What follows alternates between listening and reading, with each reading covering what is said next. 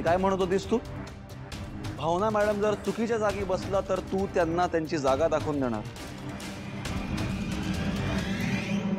मग तर या हिशोबाने चुकीच्या जागी तर तू आहेस सध्या.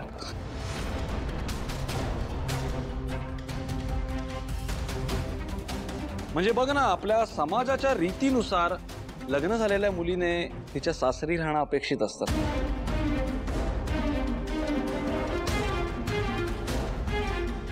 भावना मॅडम तर त्यांच्या सासरीच आहे.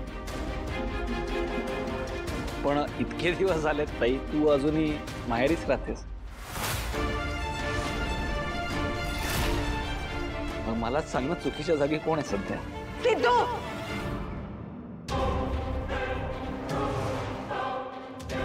सिंचू लेक आहे या घरची. जेवढा तुझा आणि अधिराचा या घरावर हक्क आहे तेवढाच तिचा सुद्धा आहे, समजलं? तू तिला माहेरी राहण्यावरून काहीही बोलू शकत नाहीस. मान्य आहे मला, 100% मान्य आहे. पण मग ती सुद्धा भावना मॅडमना सासरी राहण्यावरून काहीही बोलू शकत नाही. हे घर भावना मॅडमचं सासर आहे, त्यामुळे या घरातली प्रत्येक खोली, प्रत्येक जागेवर एक सून म्हणून त्यांचा हक्क आहे. त्यामुळे या घरात, खोलीत, अंगणात, हॉलमध्ये कुठेही बसू शकतात त्या. अजिबात नाही. हिची या घरातील जागा ठरवण्याचा हक्क या उलक्षणाला तर मुळीच नाही.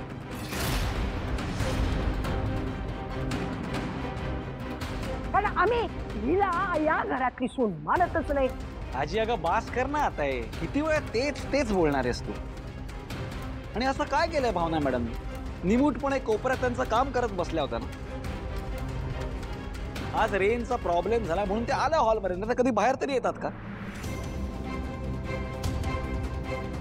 उगाच छोट्या छोट्या गोष्टींचा कशाला भाव करता तुम्ही? हे बघ सिद्धू, तुला या गोष्टी छोट्या छोट्या वाटत असतील, पण आमच्यासाठी आमच्या प्रतिष्ठेचा प्रश्न आहे, समजलं? कारण ही जिथं असेल तिथं आम्ही जाऊ शकत नाही, ही जिथं बसेल त्या ठिकाणी आम्ही बसू शकत नाही. कारण मुळात तिची लायकीच नाही की ही आमच्या बरोबर उठ बस करू शकेल, समजलं? ठीक आहे, माझ्या इथे बसण्यावरून जर का इतके वाद होणार असतील तर मी आज जाते. थांबा मॅडम, तुम्हाला कुठे जायची गरज नाही.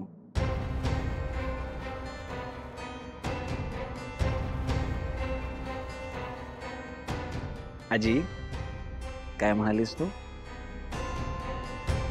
भावना मॅडम जिथे बसतील तिथे तुम्ही कोणी बसणार नाहीत. वा भावना वा, इतक्या आतल्या गाठीची शिलेची कल्पना सुद्धा केली नव्हती ग मी.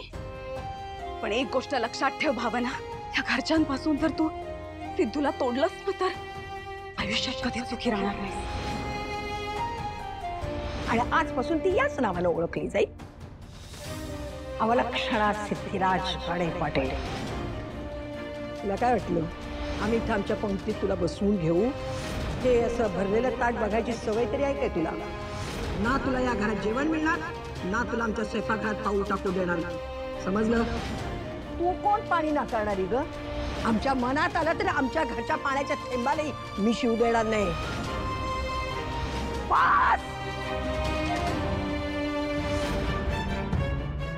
कुठल्या जन्मीचे भोग भोगते मी? मागच्या जन्मी मी इतकं काय पाप केलं होतं की प्रत्येक वेळी माझ्यावर संकट येतं आणि त्यातून मार्ग काढते ना काढते तोच दुसरं संकट येतं. कधी संपणार आहे हे सगळं? खूप धीराच्या आहेत भावना मॅडम. आतापर्यंत दुसरी कोणी असतील तर वेगळा संसार थाटायचा विचार केला असता, आणि त्या ही मागणी माझ्याकडे सहजपणे करूही शकतात. माझ्या घरच्यांनी आधी सुद्धा त्यांचा खूप अपमान केलाय. मला खरंच कधी कधी कळत नाही इतकं कसं काय सहन करू शकतात भावना मॅडम. स्वतःला कसा काय सावरत असतील त्या? मी साधा त्यांना हक्काने खांदा सुद्धा नाही देऊ शकत रडायला, ना त्या माझ्या समोर त्यांचं मन मोकळं करू शकत. पण मला खरंच मनापासून त्यांच्या दुःखात साथ द्यायची. जे काही घडलंय त्यांनी खरंच खूप मनाला लावून घेतलं असणार आहे. काय करत असतील त्या? जागे असतील का झोपले असतील त्या? खूप एकटा वाटत असेल ना त्यांना. घरची आठवण येत असेल का? काय करू, जाऊन बघू काय आता? छान वाटलं नाही चालून असं. हो ना लक्ष्मी, किती दिवसांनी आपण फिरायला बाहेर गेलो होतो ना ग, आणि हवाही छान होती आज. खरं सांगू, मनावरचा भार थोडा थोडा कमी होतोय असं वाटलं ना, म्हणून कदाचित छान वाटतंय. तसंही असेल.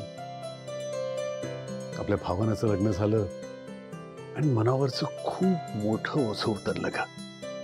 आणि बघ ना, आता एक एक गोष्ट मार्गी लागायला लागली. माझ्या PFचे पैसे आले हो ना. आणि त्यामुळेच आपल्याला संतोष आणि मंगलला धडा शिकवण्याचं सुचलं. पण एक सांगू का हो, नाही म्हणजे आपण सुरुवात तर केली आहे, पण एवढ्यावर थांबून चालणार नाही.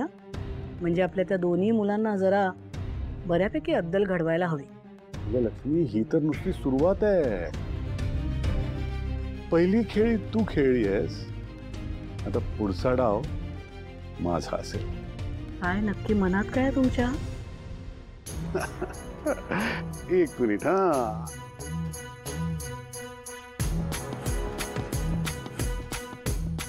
हॅलो.